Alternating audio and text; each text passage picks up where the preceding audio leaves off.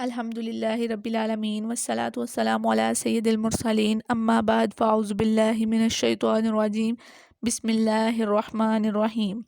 السلام علیکم ورحمۃ اللہ وبرکاتہ۔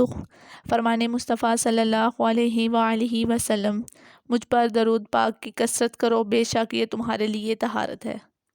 میرا آج کا ٹاپک ہے نور کا کھلونا۔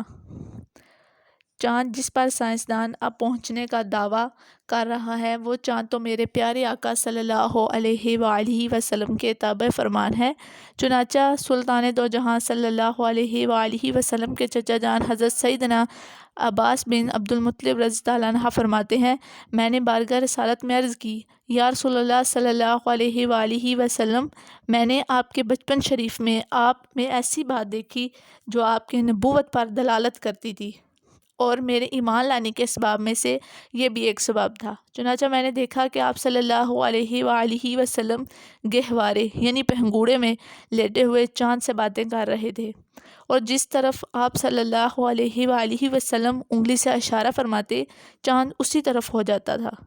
سرکار نمودار صلی اللہ علیہ وآلہ وسلم نے فرمایا، میں اس سے باتیں کرتا تھا اور وہ مجھ سے باتیں کرتا تھا، اور مجھے رونے سے بہلاتا تھا اور میں اس کے گرنے کی آواز سنتا تھا، جبکہ وہ عرش الہی عز و جل کے نیچے سجدہ کر رہا تھا۔